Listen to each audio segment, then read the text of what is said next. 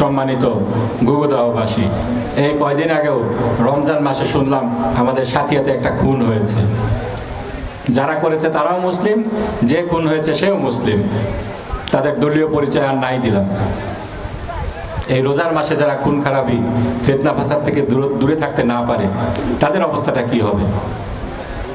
শুধুমাত্র তারা যে আল্লাহ তাআলার এত বড় নিয়ামত থেকে বঞ্চিত হচ্ছে সেটাই না, যারা এ ধরনের অনাচার পাপাচার করে বেড়াচ্ছে এই রমজান মাসেও তারা বিরত হচ্ছে না। যখন রমজান মাস শুরু হয়, একজন ফেরেশতা রহমতের দরজাগুলা খুলে দেয়, বড় বড় শয়তানকে পর্যন্ত বন্দী করে ফেলা হয়। ফেরেশতা ডেকে ডেকে বলে, ইয়া বাগিয়াল খায়র আকবিল, যে ভালো কাজ করতে চাও সে এগিয়ে আসো। ইয়া বাগিয়াশ শার আকসিদ, যে খারাপ কাজ করতে চাও হুঁশিয়ার, সাবধান, আজকে তুমি পিছু হটো।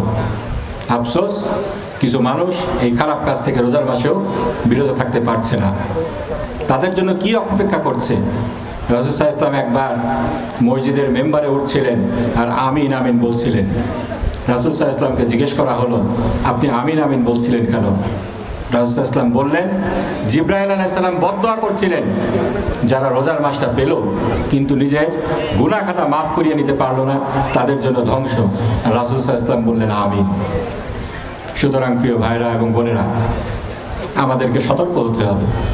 আমরা মানুষ, আমাদের প্রবৃত্তির প্ররোচনায় আমরা অনেক সময় ভুল ত্রুটি করেই ফেলতে পারি, কিন্তু আল্লাহ তাআলার তওবার দরজা সবসময় খোলা।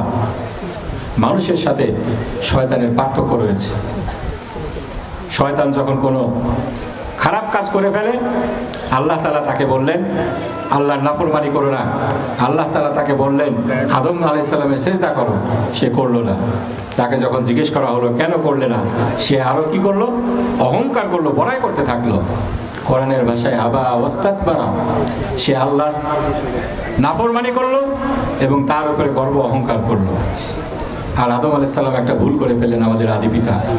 সাথে সাথে তিনি আল্লাহর কাছে তওবা করলেন, রব্বানা যালামনা আনফুসানা ওয়া ইল্লাম তাগফির লানা ওয়া তারহামনা লানাকুনান্না মিনাল খাসিরিন।